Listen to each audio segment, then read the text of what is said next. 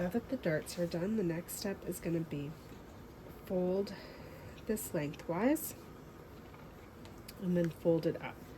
We want to make sure that we've got the darts all lined up, and I like to alternate the seam allowance, having it go in alternating directions to flatten it out. You might want to put a couple clips to secure it.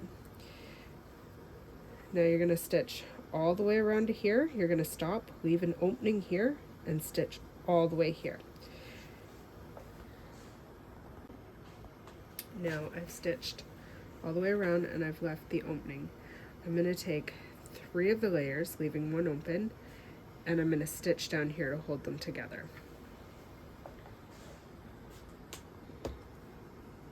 You can see I've top stitched just the 3 layers, leaving the 1 open.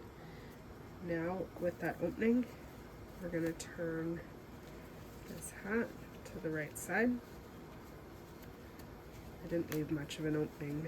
It's a little harder to turn, but it's stretched, so it will work.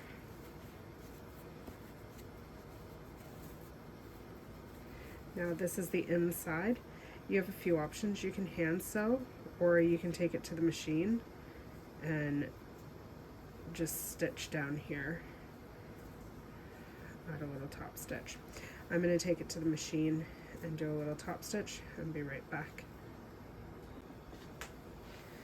So on the outside seam you can't see anything. What I did to close that was I pulled this over, folded it under, and put a pin in to hold it, and then I stitched from this side through the seam so it's hidden, but making sure to catch that edge and close it.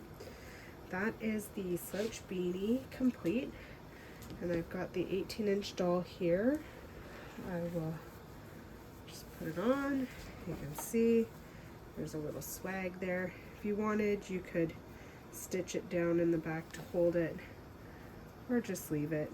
It's also, you can pull it right down and put a cuff, make it just a regular beanie.